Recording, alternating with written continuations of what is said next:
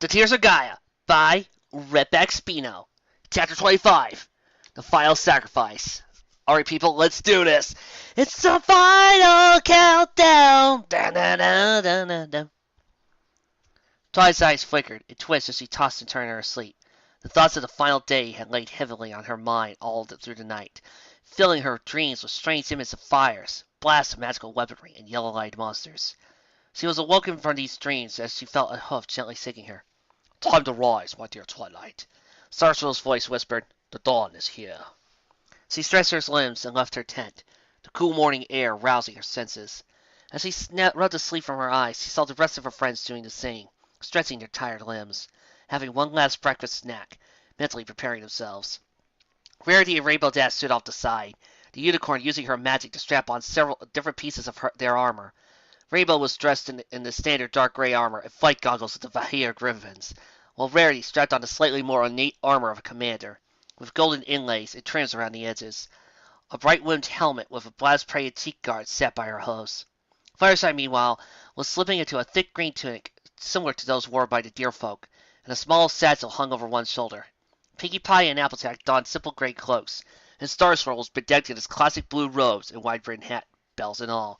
Inside her own tent, Twilight saw a third gray cloak, folded neatly by the entrance. "Where did all this come from?" she asked, picking up the cloak. Rarity levitated it off the ground and gently slipped it around her dark purple curls. "They were waiting outside our tents when we woke up. I suppose the others want us to look upon if we're going to fight alongside them." "Hey, no complaints here," Rainbow replied, strapping the goggles over her friends. "This armor is awesome! It feels pretty tough, but it's still light enough to fly in. Perfect for me." A few minutes later, the 7 of them were all dressed up and ready to go.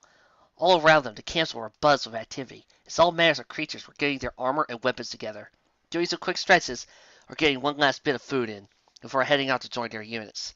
Squadrons of armored griffins flew overhead, hovering in groups above the ground, while deer were teleporting to their mustering points, their antlers glowing as they mentally prepared themselves. "Well," Twilight sighed, clipping her cloak over her saddlebags, "I guess this is it." The others nodded. Then, without a word, the 7 gathered together in one final tight group hug. Rainbow Dash hugged Fluttershy, Twilight hugged Pinkie, Applejack hugged Rarity, Starswirl hugged Twilight, and they all hugged each other. One last time. "We got this, Father, Applejack said firmly. "We'll get through this together." No more words were needed to be said. The ponies nodded and went their separate ways. Fluttershy headed to the support units to join the other battlefield medics. Pinkie trotted over to the Diamond Dogs, and Rainbow Dash took to the skies to join the swarm of griffins already there, waiting. Twilight, Starswirl, Applejack, and Rarity followed the rest of the creatures out of the camp to where they were gathering out on the plains. As they rallied to bed, the breath caught in their lungs. There were hundreds, no, thousands of creatures gathered in the plains. The White Heart stood at the head of his mighty army of stags and does, dressed in his simple green robe and golden circlet, looking barely more ornately dressed than his troops. Beside him stood Gellert, dressed in the same armor as Rarity, albeit considerably larger, with a massive broadsword leaning against his side. Beside him also stood King Gideon, once again clad in his magnificent golden armor, gripping his hooked mace in his iron grip. After exchanging some quiet words, they saw the Griffin commander take flight and rise up to the clouds to join his soldiers. Scattered among the deer and flapping in the air just above them were the ground detachment of Griffin troops, also clad in the same dark armor, most of them holding massive hand weapons and spears, but with some of them wielding their glowing gristle-powdered muskets. And in their own small group, separate from the others, stood the Antelope and Diamond Dogs. Pinkie's bright pink fur and mane stood out among the otherwise very gray and brown group like a neon light. There was a low murmuring throughout the host, a wave of nervous excitement and anxiety. Less than a kilometer away, at the far end of the valley, draped in shadows, stood the mountain fortress of Berzaka, waiting for them.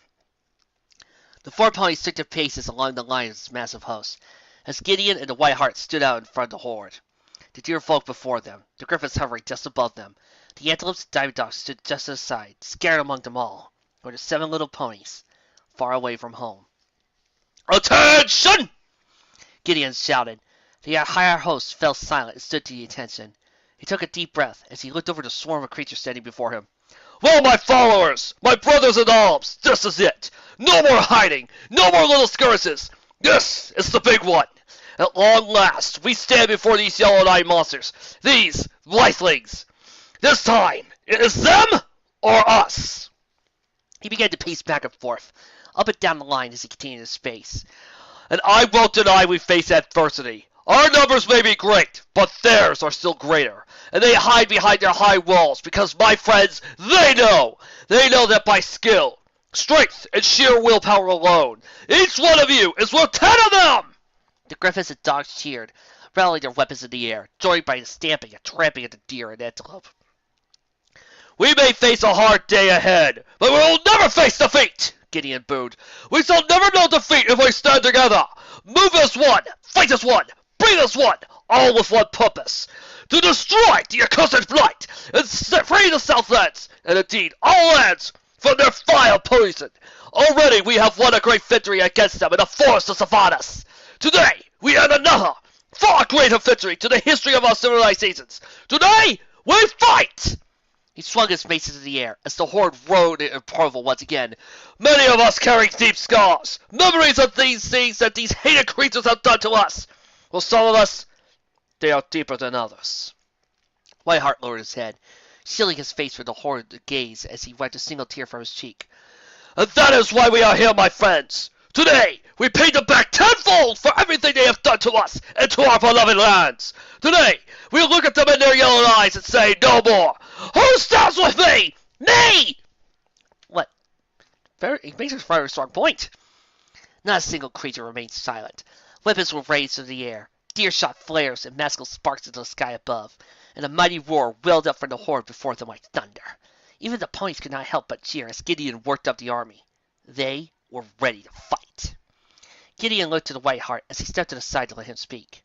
He stepped to join the Griffin King with a smile. Honestly, how can you expect me to follow up a speech like that? He said in a clear voice. A ripple of laughter went through the horde. But in all seriousness, there is little more I wish to add to that. I see before me the bravest creatures I could ever fight alongside, and I honestly could not ask for a greater army to fight by my side. So come, warriors, friends, let us go to war. The horde raised another confident cheer. The griffins took to the air again, flying high to the clouds, led by Gideon and Gordon. The rest of the horde went in on a rush like a colossal tidal wave sweeping over the land, rushing down the valley at full force, screaming and roaring at the tops of their voices. Rarity and Gellert galloped at full pelt, ignoring the weight of the heavy armor as the adrenaline took over. At the head of the detachment of griffins, all wielding their muskets, was fizzled and crackled with magical energy. The Whiteheart led the deer, sprinting at the head of the massive arrowhead formation. And Pinkie Pie put on her serious, determined, as she ran alongside the diamond dogs and antelopes. At last, the battle was joined. The blights were ready, however. All atop the walls of the fortress came a mighty volley of arrows, slingstones, and magic missiles that rained down upon the screaming horde. The antlers of hundreds of deer glittered and glowed, and magical force fields sprung up above the army, bouncing the majority of missiles off, only hitting a few of their marks. When they were within firing range of the fortress, the front line of the deer used their magic to sun up the barricades of earth that rose from the ground, blocking out most attacks. That was the sign the diamond dogs needed. Skating to the halt behind the barricades, Ziggy and Bowie raised their paws to signal to their troops, "Now, dogs, dig for victory." Fourscore diamond dogs let down, and a spray of loam and grit began digging deep into the ground as they tunneled toward the fortress.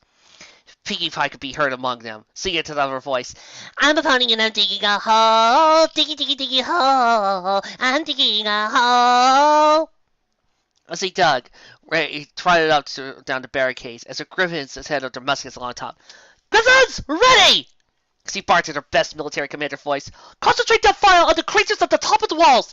Keep them occupied while the deer deal with the walls! First rank, take aim, fire!" The planes within the attackers and barricades of the walls of Brazaka lit up as bolts of crackling green energy flew forth from the muskets, blasting holes in the walls and whizzing off over the top. Blindings fell reeling and burning, collapsing backwards or tumbling down the walls as more came to replace them, firing back with their own magical blasts, arrows, and slings. High in the air, the griffins watched with ready weapons as the battle raged below.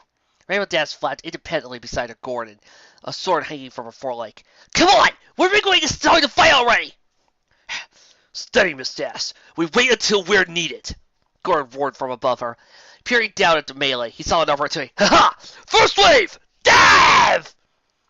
The front squadron of Griffins swooped down from the clouds, screeching and roaring with their battle cries as they swung their weapons, fired their muskets down the fortress. Rainbow watched with bated breath as he flew low over the walls, sweeping through gangs of blithlings before flying up alongside the mountain towards the tower, firing at will at their enemy. Many blasts of green energy struck the buildings, setting their roofs ablaze. Then the Griffins went alongside the tower, firing in any windows and peepholes they came across, before fattening out and flying back down toward the attacking horde outside, ready to begin another sweep. Ha ha ha! Excellent form! Perfectly executed! Gideon chuckled. Stand by! Second wave! Rainbow Dash took a deep breath and slid her goggles down over her eyes as he readied herself for once the second wave had gone. Next to her, Gordon did the same, afraid to lead his wave into the fray. Sire! The walls are holding, but there are Griffins coming down for the cause at us! Light up the skies! The Allfather rumbled from his tank. Open fire upon those clouds. Get them out of hiding. In the meantime, do not let the walls fall. The wifey commander nodded and sprinted out of the room. Mongo sat obediently scrubbing away at the tanks, taking a chance every now and then to peek out the windows down the bottom. And if they do get in, you'll still have our 2 single weapons ready to be released. Mongo nodded as he sulked away to check off on the machines elsewhere in the room, keeping his head low to his highest devious grin. And that, he thought to himself, will give me the perfect diversion to carry out my plan. Beams of yellow magic rocketed up into the air above the battle, into the clouds. Rainbow winced as he saw the beams crash into a few Griffins around her, sending her tumbling to the ground before her. But most of them stood firm. Steady, my hawks! Gideon cried. They are trying to flush us out! He then pointed his mace out to the walls. Second wave! Dive! Holding his sword high, Gideon gave a wink to Rainbow Dash and plunged down from the clouds, leading 100 Griffins behind him. He mimicked the first wave, swooping low and raining green lightning down the walls of the fortress. Prepare yourself, Rainbow Dash! Gideon boomed. You'll be going down in the next wave! Rainbow nodded. I'm ready! The battle raged on for a good hour as the assault slowly surged forward. Griffins had been forced to fall back somewhat as the Blythlings brought more of their magic users into the wall traps, to fire at them at any time they got too close or too low to the walls. He had already taken out a good 2 score of Griffins, so for now, the Griffins hovered high above the fortress, keeping most of the troops on the wall tops pinned down with their anti-muskets. Meanwhile, down on the ground, slow progress was being made.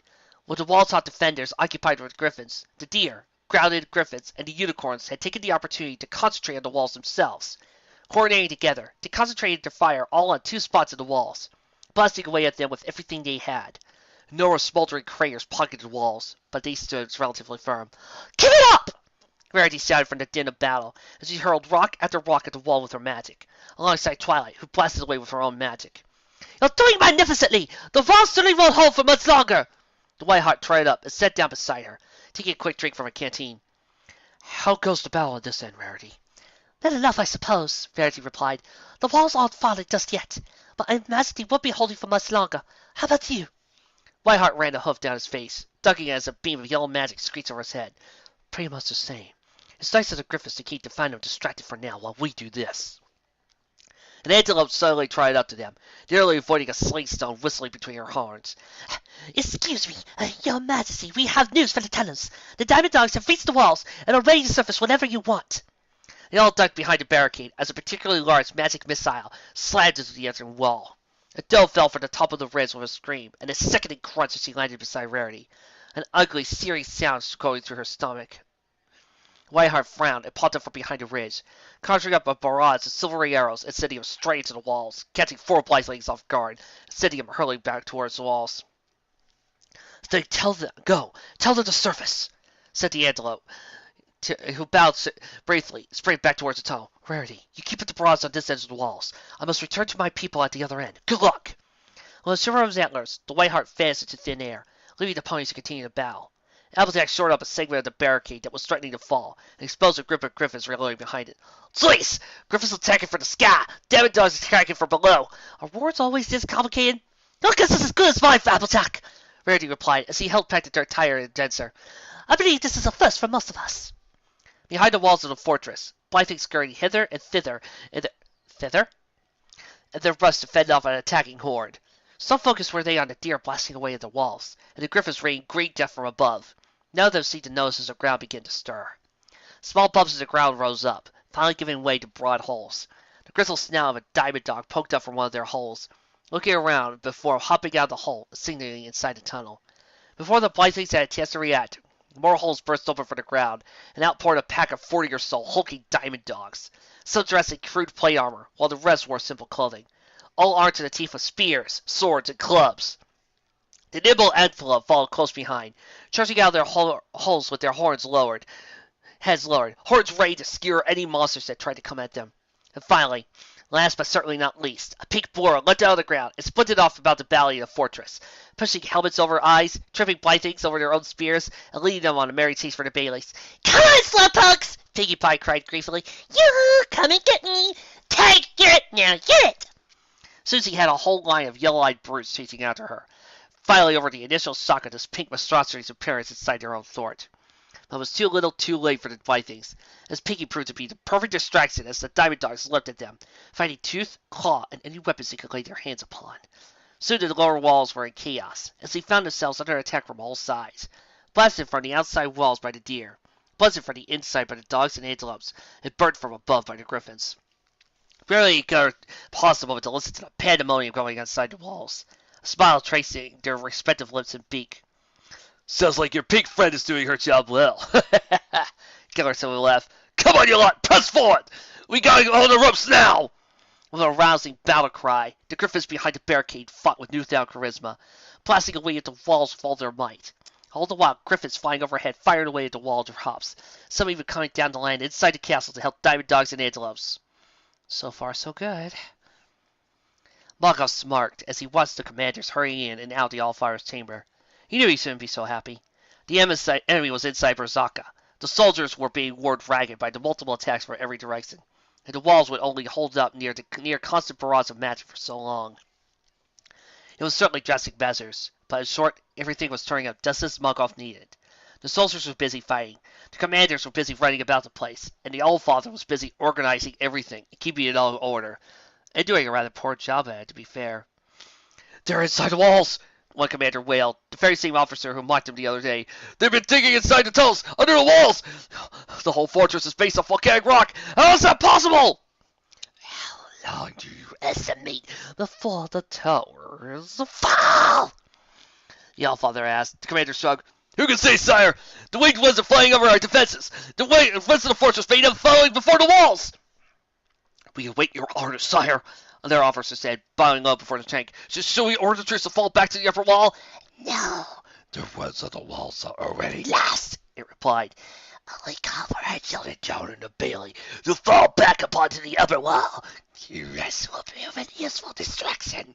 In the meantime, we can think it might be time to show those attackers our secret weapons." The officers gasped. "Are you sure, sire? I mean, they are fully blessed yet. We can't be certain they'd be—" "Look around you, son. Our enemies are at the gates, and our home is falling. We have no other weapons at this point. Now do it. Release those secret weapons!" Hesitantly, the officer bowed and rushed to the elevator, calling downwards, "Release the secret weapons!" His words were echoed down to the tower to the ground floor, all into the Bailey, and throughout the fortress, each Blythling carrying the message to the next, until the command reached the bowels of the mountains itself. A single Blythling carried down a narrow tunnel to a massive cave dug out of volcanic rock, with a vast iron door blocking off one end. "Orders for the Allfather himself. He says to release them." The robed guards, yellow eyes dimmed from the lack of sunlight for so long, hurried to their posts on a massive door. A large wheel stood off to one side of the door. The robed Blythlings got to pushing around. With a mighty creaking and scraping of iron on stone, the door slowly began to open. A deep rumbling sound emanated from within. Smoky, inky blackness poured from the doorway, and the two massive figures emerged. "Oh, come on! You can't be worn out already!" Pinky leaned up over her clasped Blythling, smirking and booping him on the nose as he struggled to get back on his clawed feet. All around her fellow attackers were cheering as they watched the Blythlings retreating up the mountainside toward the upper wall surrounding the attacker. They had him on the run. But she stumbled and fell backwards as the ground below her feet rumbled and shook. All around her, many other creatures were knocked to the ground by the sun shaking. What was that? An earthquake? The Blything smirked up through her pointed teeth. That, little pony, was your due. Then the mountainside exploded. It was almost as if the old volcano was alive and active once more. The entire mountainside burst in a shower of dust and rock, sending boulders tumbling down the bailey, crushing any unfortunate creatures who stood in its way. Blything, griffin, dog, and antelope alike. An enormous gaping hole was left in the mountain, large enough to push an entire house through it. Surrounded by wisps of black smoke, a claw the size of a tree emerged. Dragons. Two enormous dragons emerged from the hole in the mountain, blinking bleary lines into the daylight. At some time, they would never have been magnificent, strong creatures, on par with the dragons the ponies had encountered at the top of Smoky Mountain. But whatever the blight had been doing to them had rotted and poisoned their flesh, reducing them to something out of a horror movie. Ribs and exposed bones poked out from under their rotten, blackened flesh. Faded scales and their wings bore huge tears and ragged holes, but their teeth remained razor-sharp and massive as ever, and despite their condition, the two dragons moved with slow determination. Oh my god, zombie dragons. A group of griffins opened fire upon one of the dragons, their lightning glands singing his flesh. The dragon roared in pain, the sound rattling up the timbers of every building within a 10-mile radius. It lunged forwards at the griffins. They tried to flee, but they were backed up against the wall. Before they could move to the side, the dragon was upon them, slamming them headlong through the wall as the weight carried it forwards. With another ear-splitting roar, it burst out from inside the wall and stomped through the battlefield, looking for any potential snacks. At the barricade, where Gellert and Rarity watched with slight jaws, and the hideous thing was the dragon smashed through the wall, following up by smashing through their soldiers. Dragon stood clear, Blything and Griffin alike aside, crushing them underfoot or incinerating them where they stood with great clouds of flame. By my beak, where did that monster come from? Gellert muttered aloud. They must have had it hidden inside that fortress, Rarity implied, glancing over the mountain. Or the other dragons coming up the mountainside. And look, another one inside the walls. It's heading up towards the tower. What can we do now? Gellert watched the dragon as on his rampage across the plains, as the battle went all around it. Rarity, you and the Whiteheart take your troops inside the breach in the wall and get inside! What about you? Rarity asked. Gellert stood aside some barricade, letting out a loud screech. His griffins answered his call with calls of their own, rallying around them. We're going after that dragon, trying to draw it away from the battle so we can rid of its safety. Rarity grabbed him by the collar. Are you insane? That dragon will rip you to pieces! We don't have a choice, Gellert shouted back. We may not be able to stop it, but at least we can get it away. Besides, we haven't gotten to test our muskets on Dragonhide yet. He shrugged Rarity's hooves off his collar and took to the sky, several squadrons of griffins following him. He screeched again, and the waves of griffins led by Gordon joined the formation, flying an arrowhead formation at the dragon. The beast reared its head, seeing the swarm of griffins heading straight for it. It belched another fireball. Griffins broke formation, dodging and ducking around the flames, though a few were not fast enough and tumbled to the ground, burning rings and tail fires. Muskets ready! Gellert roared. From all around him came the whirring and clicking of dozens of their guns cocking and powering up. He slashed at them with his massive claws, knocking griffins hither and yon as he swooped low overhead, all the while roaring and snarling at his assailants. Fire! Again the sky lit up. There came a crackling noise of muskets discharging their bolts of green energy, hitting their mark right on the dragon's flesh and belly. It screeched and roared louder as several beads of energy hit the weak spots in the armor scales, scorching flesh underneath. The dragon thrashed about in fury and pain, its tail and claws batting griffins out of the sky and crushing any creatures unfortunate to be its feet. Gellert led a squadron up around the dragon's head, firing their muskets at weak points, eyes, ears, down its throat. But no matter how much of a barrage they fired at the creature, it refused to go down. It swiped his claws at another group of griffins flying just past his shoulders, and Gellert felt his heart stop a moment as he saw Gordon among them. The dragon's claws mercilessly missed him, but the young griffin prince was not fast enough to escape harm entirely. The scaled wrist of the dragon slammed into his back, steadying him, hurling unconscious toward the ground with a broken wing. From high in the clouds, Rainbow Dash watched the battle with the dragon. It paced it again and helped to fight herself.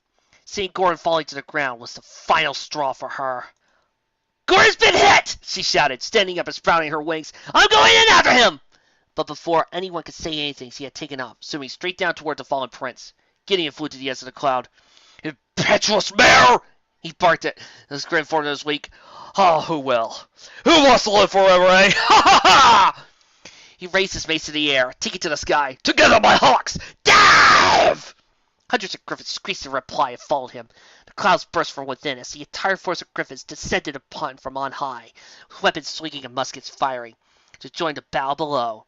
Gideon himself was the first to join the fray. Falling just above the dragon's head, he swung his mace before him.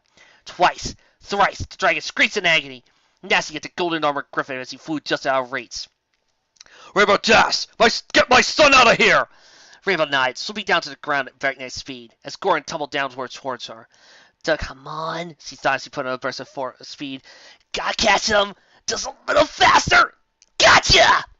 She slipped up and away as he grabbed Gorin in her forehooves, his pawn hind legs scraping the ground as they glided above the ground, narrowly avoiding the battle going on below. Sitting around a bit, she put on another burst of speed and headed away from the melee, dousing a blast of magic as the flashing from a wall below her. There, that should hold it in place for now. Just lie still and let the salve take the effect. Fluttershy wiped her forehooves on her leathery apron. She had been working virtually non-stop since the battle had begun from a small post she and the other mags had set up just outside the battlefield. Most of the mags were out in the fight, providing quick fixes and healing spells wherever they could, and transporting the more serious cases to her for a more thorough healing. She and 5 deer stayed at the post, while a squadron of griffins had been assigned to help moving the injured to them. Already the ground surrounding the post was crowded with unconscious and resting creatures groaning and grunting in pain. Ugh, many thanks, Pony, replied the great griffin who sat before her. He had been flown in with a broken foreleg, and with a splendid bandage supply. He hobbled out finding somewhere to rest before returning to battle. I must say, friend Fluttershy, one of the other mags said as he dabbed soothing cream onto the stag's bare thigh, you're handling your duty remarkably well. Fluttershy smiled. Well, I guess I just work well under pressure, and I hate to see any pony suffer, especially like this. Oh, Rainbow Dash, you're not hurt, are you? Rainbow flapped down to land in the mag's post. Gorin slumped unconsciously on her back. Hey, Fluttershy, I'm fine, but Gorin here needs help. You wouldn't believe it, but they got a pair of dragons in there. Gorin was lucky enough to get out of the line, but I think its wings are pretty messed up. The deer hosted Gorin on their spare bread and began tending to his injuries, while Fluttershy gave a quick kick to Rainbow Dash. Dragons? Oh my, they can't be good at all. I'm glad to see you're okay though. What's going on there? How are the others? Well, we've managed to get past the walls, Rainbow replied, pointing towards the fortress. Pinkie Pie and the dogs and Antelope are inside doing their thing. Rarity's leading them through the hole in the wall, while the griffins are keeping the dragon occupied. Heck, pretty much everything was going smoothly until those dragons show up. What about Yarrow? Have you seen him? Is he all right? Fluttershy asked urgently. He's doing fine, little pony. The two Pegasi looked with the sag standing on a nearby bed. He raised his head with a strange smile. I saw Yarrow on the battlefield not long ago. He was with your friend Rarity heading inside the fortress. He looked a bit bruised and bare, but otherwise well. Fluttershy breathed a sigh of relief. Oh, good. And what about Twilight, Applejack, and Star Swirl? Rainbow shrugged. Last I saw them, they were out on the walls. I guess they got Rarity inside with Rarity, too. Well, I better get back to my squadron. Help with that dragon. She gave one last quick hug to Fluttershy before flying the outback in a battle. Be careful, Rainbow, Fluttershy whispered as she watched her go. What is that dragon doing? he is supposed to be attacking them. Not coming back. The royal father raised. Somebody get down there and get away from the tower. And out to the battlefield now! The officer bowed and rushed out the doorway, taking to his leathery wings instead of bothering with the elevator. The other dragon's proving troublesome too, sire, the last remaining officer said. It's attacking anything it sees, regardless of what side they're on. Sir, what should we do? The Allfather growled. We need a moment To think clearly without you lot bothering us. Get out now! The officer needed no second bidding, scampering out of the chamber. In her haste, the Blything did not seem to notice that she had dropped her weapon on the way out, leaving a large iron mace lying on the floor. Mogul dutifully cleared it to the side, trying his best to hide the chuckle of Melissa's glee in his throat. That was all he needed. Well, Allfather, it seems that things aren't going too well, he said in a patronizingly soothing voice. So much for your secret weapons. The creature in the tank glared a bulbous eye at him. How dare you talk this way to your dear old father? I'm just saying, Mongoth replied, that for once, I'm glad I'm not in the thick of things out there. All this stress and urgency. It's really too much for a creature to bear. I imagine even you're feeling the strain of it. The mace gripped in his teeth. He slowly strode towards the tank. What are you? Death or glory. All the beans in the can, or nothingness in oblivion. The Blythe was falling, and he was the only one who could save it. He knew he had to do something, or else this slumbering monster in the tank would lead them to ruin. Well, no more. Maybe it's time you let someone else take over! With a triumphant howl, Mugga swung the mace at the Allfire's tank. It made a resounding thunk, leaving cracks and dents in the thick glass. Pulling back, he swung again and again, the cracks spreading as the glass weakened. The Allfather inside howled and burrowed with shock and alarm, but no aid came. Finally, with one last swing, the glass shattered, spilling the putrid blackness out of the tank, straight into Mugga's face. He coughed and sputtered, but breathed deep of the smoke as he turned all the knobs and dials of the controls panels up to maximum and clambered through the hole in the tank. Ignoring the cuts against the broken glass, he leapt into the Allfather's slimy, corpulent body, climbing up until he rested right next to the face. Now, he said with a maniacal grin, it's my turn! He wrenched the mask from the Allfire's blood-running mouth and kicked the blood thing aside, where it lay wheezing and twisting into the side of the tank. He slapped the mask firmly on his face and breathed deep of the black blessing as it streamed in full force into his lungs. He could feel it. He could feel the power of the blight coursing through his whole body, changing him, making him stronger and stronger with every breath he took. Every second that it passed, more. He needed more. He could feel and see his body twisting and warping under the power of the blight being pumped into his mouth and snout. But it wasn't enough. He wanted more. He craved more power. He looked down at the pathetic, blubbering thing that had once been the Allfather. He was the new Allfather. He would need all the power he could get, starting with whatever power remained in the thing's body. Stretching out a limb that spread bony spines from under the skin, he reached down to touch the thing, and his body seized up. Mongoth tilted his head back in ecstasy as he felt his body becoming one with his own, being absorbed into his being, his energy being added to his own. More.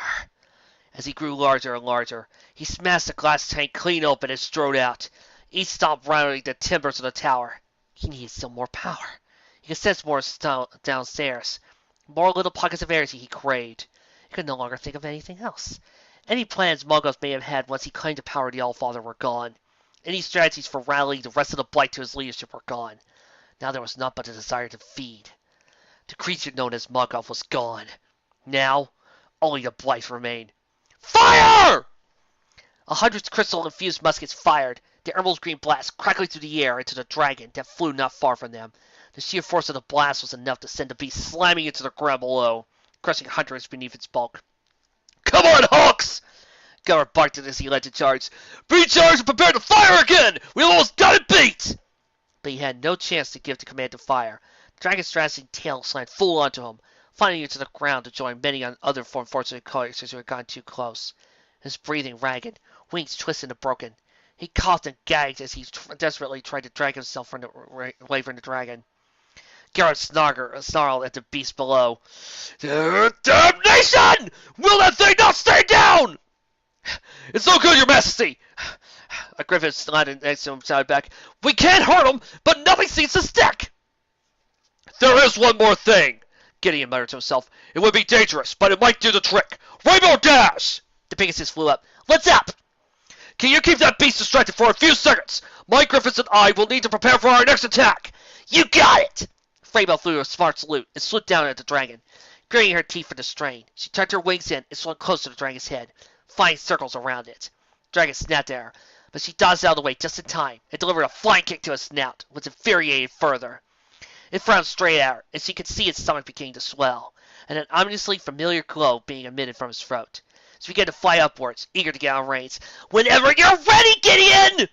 Nearly there! Gideon cried back, as his griffins aimed their muskets at the beast's head one more time. The muskets began to glow once more brightly, as each one hummed with magical energy. They were not meant to build up this many energy in a single shot. Steady, steady. The dragon reared back his head, opening his mouth. Now, you guys! Rainbow shrieked desperately. Fire! 100 beams of green light, each nearly a foot across, beamed down from the griffins. For several of the griffins, their overcharged muskets exploded in their grip, but the damage had been done. The beams blasted at the dragon's head and body, shearing out the scales of its skin and sending it flying backwards, screaming in agony until it collided with the mountain with an earth-shattering quake and slid down, its body like a broken doll. The griffins cheered as the creature's last death throes came to a stop, and it lay still, the tears spreading across the battlefield, all the way to the walls of Brazaka, where chaos reigned. The Vikings were trapped. On the one side, the creatures attacking them were pressing ever inward, having already taken the walls and gaining more and more ground in the bailey. And the other side was the tower, and the other dragon coiled itself around the walls of the tower, watching and roaring at anything that dared to come closer. Rarity, Starswirl, and Twilight stood watching the battle from atop the walls, firing off bolt after bolt of masculinity. They cheered as well as the first dragon was down, before turning and focusing their efforts on the Blythings that had entered the forest. You know, call me crazy, Starswirl shouted, but we may just win this! Rarity nodded. I know! And the sooner that this whole fight is over, the better! We've already taken some rather heavy damage all around. That first dragon in particular was a bother. Ha! Let's put it in, Madeline! Applejack clambered up the steps of the wall top, a scratch across her cheek and cloak ragged torn. One pony reporting back! We got the last of those things pounded down there, but there's still more coming out the tower up there. Not enough to seize us, though. The ponies peered up at the top of the mountain where the tower stood, and sure enough, there were crowds of small shadowy creatures, emerging from the base of the tower and sprinting down the mountainside, straight into the battle that raged below. Hang on a moment, Verity said, looking closer to the new arrivals. None of those new blighters have any weapons. What do you suppose that's about? Applejack shrugged. Don't know, but, hey, it's just me, or do they look kind of scared? I mean, more than you normally would be in a battle of a fight like this. Sure enough, the Blythings that streamed out of the tower in droves were unarmed, and many looked terrified, some looking over their shoulders and screaming, paying no heed as they ran down the hill to their inevitable demise. Now, what do you suppose has them so frightened? Rarity asked. You don't suppose they have some new secret weapon inside there or something, do you? As if on cue, there came a great rumbling and creaking sound as the tower quaked. The cheers and cries of battle dulled slightly as all attention turned to the tower. Oh, you just had to go and say it, didn't you? Applejack shouted at Rarity. The tower and upper walls seemed to burst from within as there came a blubbering, slavering sound from something inside the tower. Inky blankness poured out from it, and the remainders of the Black Blessing, no longer contained to the All-Father's tank, streamed down freely into the sky and down the mountainside, and out from this blackness, Mongoth emerged. Or at least, the thing that had once been Mongoth emerged, for now it was far beyond recognition as any single creature. A titanic, amorphous mass of flesh that defied any accurate, sane description rolled and oozed its way down the tower, dragged by formless limbs that seemed to grow from its front in an instant. Bulging eyes and screaming mouths covered its skin, and endless limbs, teeth, spines, and tails sprouted, receded to and from its body. With a polypus tendril, it reached out to the dragon and clambered up to the side of the tower, wrapping around its struggling form. The dragon roared and screeched and blew bright blasts of flame at the thing, but to no little effect. In fact, the amorphous thing seemed to enjoy it, growing slightly larger as the flames hit its flesh. But regardless of the dragon's struggles, it was dragged closer and closer to the thing until the dragon was completely engulfed into the thing's bulk. It grew larger as a result. I'm not so sure. That's a relief. Or not, Twilight said, her voice tipped with terror. Okay, those who are listening right now, how many of you have ever seen Journey Through Fairyland and have seen the ending with that giant eldritch abomination black monster? That, my friends, is what I'm seeing right now, and it looks horrifying. The thing burbled and grumbled as it shifted around, facing the mountainside below. Its myriad hundreds of mouths open and spoke a single word in hundreds of voices, sounding like some demonic choir of forsaken souls. The mass began to inch its way down the mountainside, any creature it came across being absorbed and adding to its size. The creatures in the bailey below and the air above all bore down upon it, firing endless beams of green lightning, super magical arrows, and any projectile weapons they could lay their hands on. All of that thing rolled and shifted into the mountainside. With every blast that struck home, the thing only grew larger, slowing down only Italian mud. What is that thing? Verity screamed, unable to tear her eyes away from the abomination. Whatever it is, Starswirl replied in a hushed voice, it's evil. And hungry, too, by the looks of it! Applejack pointed to a group of helpless Blythlings as they were absorbed by that thing. It's absorbed with anything it touches! It doesn't look like magic has much of an effect on it! What do we do? What do we do? I'm thinking! Let me think! Twilight screamed above the cacophony around her. After a moment, she continued. All right, for starters, Applejack, Rarity, you go down there and tell everybody to get away quickly. They need to be outside the walls and far away as quickly as possible. The two ponies nodded and hurried down the steps to spread the word. Starswirl turned to Twilight. How can we defeat it, Twilight? It seems no matter what we throw at that thing, it'll only get stronger. Twilight sat down on the stone wall. I don't know. I mean, if we keep firing at it, it's just going to get bigger and stronger. But if we do nothing and leave then, well, it's still out there. Starswirl paced back and forth as he dwelt upon the problem himself. Well, that thing looks like whatever it is. It has some sort of physical body, as you and I no doubt. A body can only contain so much basic energy and power. Perhaps if we had everybody firing all at that thing at once, we could give it more power than it can handle, and it would be destroyed by the pressure. Twilight shook her head as she watched the thing. It was now halfway down the mountainside, heading for the army that now ran and threw through the breach of the wall and out into the battlefield behind him. Maybe. But that thing, it came from inside the tower where the source was, so it's probably already absorbed all that. With a creature that massive and that power, I can't even begin to imagine how much power that would require. You would practically need the power of... The words died in her throat, however, as a realization hit her like a meteorite. Power! Not just power, but enormous amounts of power. More power than any pony can imagine. She quickly flipped over her saddlebag and pulled out the little lacquered wooden box. The little box that had been with her ever since they left the Pillars of Prasnius all that time ago. Starswirl saw her looking at the box, then to the thing that had once been Morgoth, realizing Satan dawned on him as well. You cannot be serious. I am! Twilight stood up, the box held in her telekinetic grip. But we strive to keep that as far away from the bright as possible, Starswirl replied. And now you wish to give it straight to its source? That much power could be enough, Twilight finished. I just need to find some way to get there without getting too close. Starswirl put a restraining hoof on her shoulder. But the tears, all that power, put to that use, do you really think that's wise? Twilight nodded. You heard what Gellert said that night. No pony should have that much power made available to them, especially no one creature. Starswirl did not look convinced. He turned anxiously to the colossal thing as it inched its way closer to the wall. Back to Twilight, who looked down with a look of grim determination. Please, Starswirl, Twilight said. I have to do this now, before it's too late. Finally, the old unicorn released the script. I must be out of my mind. All right, but how will you do it? Anything that gets close to it is absorbed by it. And even if you don't touch it, there's still that poisonous blackness to worry about. I have an idea, Twilight replied. It's a stupid idea, and I'll probably regret it later, but it's all I have at the moment. I just need you to throw me at it! What? Starswirl's eyes went wide as Twilight replied to the idea. Trust me, I know what I'm doing, Twilight replied. Just use your magic to pick me up and throw me right at it, as high up as you can! Starswirl looked at Twilight as he just provided a second hand. Are you sure? The young unicorn nodded again. We don't have much time. Do it! The thing had driven her mad, Starswirl thought, but no other option. His horn glowed, and a yellow aura surrounded Twilight's body in the box. I hope you know what you're doing. Me too, Twilight said with a nervous chuckle. And if I don't make it, or if something goes wrong, could you tell the girls that my last thoughts were of them? Starswirl nodded. I will. Ready? Twilight called. Just do it! And so Starswirl did. And with all of his might, he lifted Twilight up into the air until she was floating from nearly 40 feet above the wall. The amorphous monstrosity had almost reached the wall, having absorbed all the remaining creatures until even the dead bodies were consumed. It turned its attention to the hordes of creatures fleeing away from the fortress outside the walls. Hey! You! Something called to it from above. Turning an eye to the stalk in the sky, it could see a small beck, a tiny creature hovering in midair, surrounded by yellow light. The thing shouted in its ear-splitting voices as it stretched tendrils up toward the thing.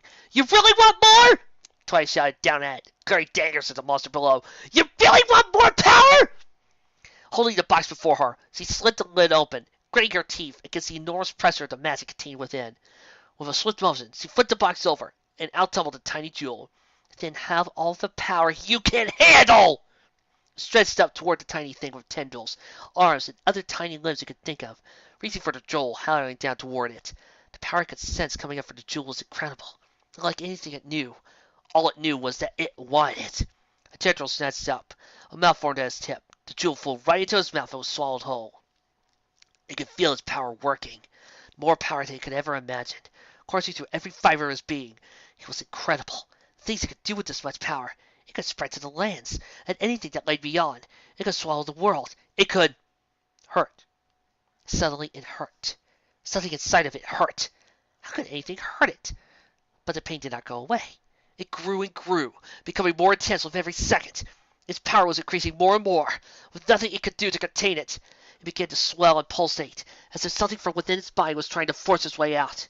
It tried to force it back, but the power grew. It was immense, overwhelming. Its hundreds of voices screamed aloud for the pain as it swelled and bloated, its corpulent, slimy body growing nearly the size of the mountain itself. Its body was crying out from the strain within, screaming, shrieking with agony. Finally, as one, the voices cried out their last time. No more!